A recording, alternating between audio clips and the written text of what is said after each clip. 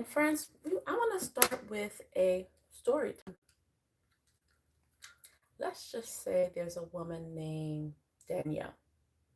Danielle is smart, she's accomplished, she's not new to life, she's not naive, she's able to emotionally regulate, and she's in a relationship. And one night she said, I'm gonna bring something up. And she says to her partner, hey, when you said that in front of everyone, it kind of embarrassed me. She was direct, assertive, and calm. And instead of saying, I'm sorry, her partner says, what are you talking about? I never said that. You're exaggerating. You're too sensitive. And you always twist things. Now Danielle's confused. She's like, listen, am I off? She remembers the tone, the feeling in her chest. And when she recalls her partner saying, it didn't happen like that. And her partner saying, you are projecting. And now she's thrown off because not only is her experience denied, suddenly she's the problem, the unstable one, the one that's too emotional, and leave the conversation thinking, did I overreact? Did I misunderstood? Am I being dramatic? And by the end of the night, guess what? She's the one apologizing. That, my friends, is gaslighting. That is narrative control and psychological destabilization. And Danielle's not weak. She wasn't dramatic. She's experiencing what we call cognitive dissonance. And today, we're going to break it down. I'm going to give you the blueprint and why it happens to so many of us. In addition, I'm going to give you some tools. We're not only going to point to the issue, but I'm going to give you practical solutions. So hang with me. And if you've been there, gaslit, comment, I've been there. Because I promise you, you are not alone. If you ever started a conversation confident and left questioning yourself, your memory, your sanity, and now you're replaying it over and over in your mind, that's pretty much gaslighting one-on-one. And today we're going to talk about why certain people try to control the narrative, why they twist the reality, and why this creates anxiety and trauma. And most importantly, how to reclaim your peace, guys. All right, so let's get to it. For my note takers, let's go. Because once you understand it, you stop blaming yourself. So let's start with the truth that most people don't talk about. When people try to control the narrative, they're not trying to resolve the situation. They're trying to control your perception. It's not about the truth, it's about image. They want to be seen as the victim or maybe the innocent one. Why? Because their identity depends on it. They're like leeches. They suck the blood out of you. Why? Because you're their supply. And guess what? Accountability threatens their identity. It creates shame and emotional damage. And emotionally immature individuals will do anything to avoid these feelings. So what do? Rewrite reality, omit details. They don't care if it harms you. You're just a casualty. That's tough, but that's the reality because your brain knows what happens. This is why it's so important to journal, guys. For those who are new here, my name is Jenny Gaston, licensed professional counselor.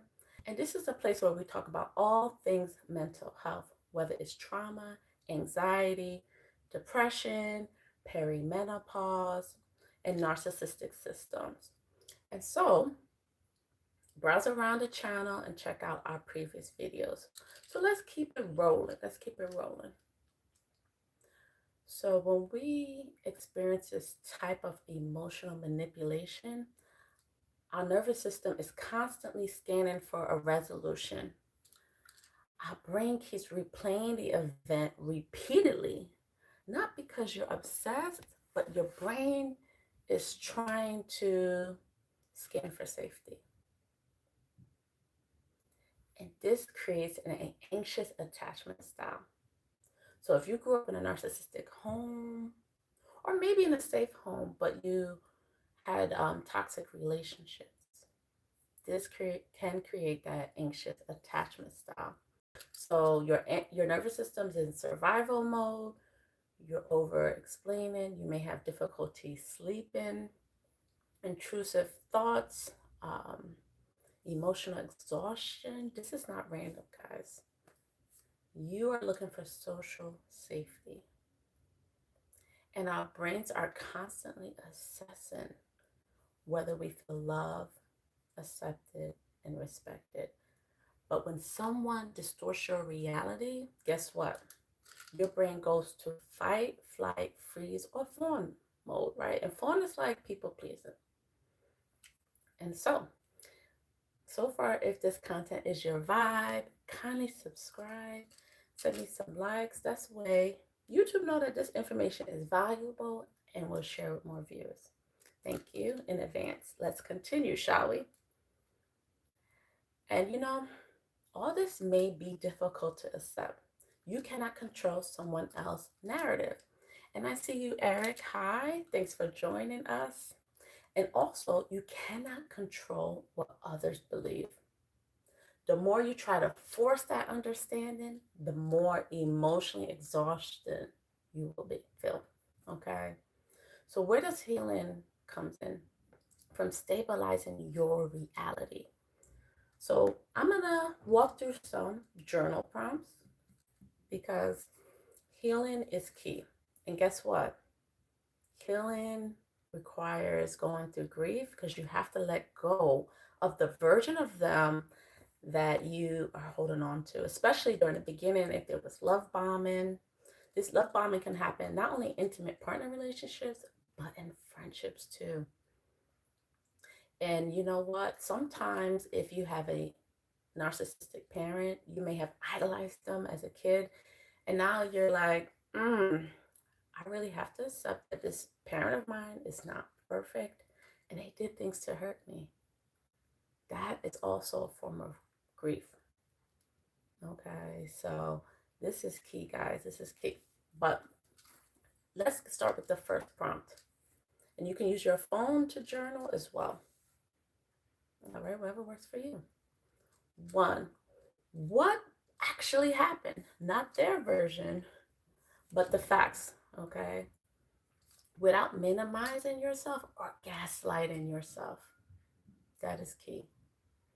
Some of us were our worst enemy. I've been there. Our worst critic. Number two, how do I feel emotionally and physically, especially around this person? Your body does keep a score, guys. Did you feel invisible? Did you feel small? That's important to note. The third prompt, what thoughts does this person um, allow me to create about myself? When you're around this person, do you feel like you're not your best version? That's key to acknowledge.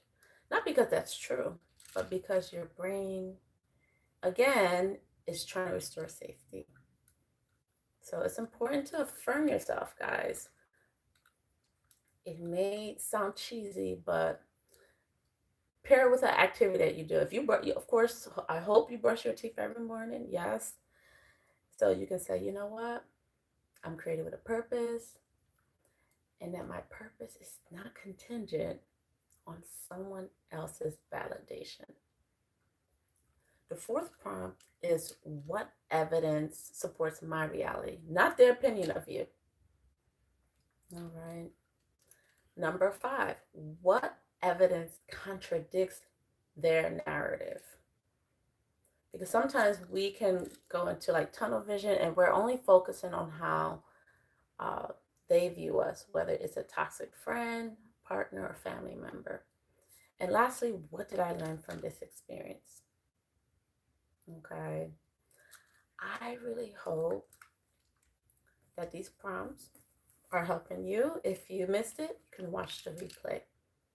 Remember that your nervous system heals when you stop seeking validation from someone who can't give it to you. And when you stop explaining yourself to people committed to misunderstanding you. Let me repeat that again. Your power returns when you stop explaining yourself to people committed to misunderstanding you. So if this was helpful, subscribe so you don't miss the next live. I also have a Facebook support group if you're on Facebook that you can join. I will definitely leave the link in the description.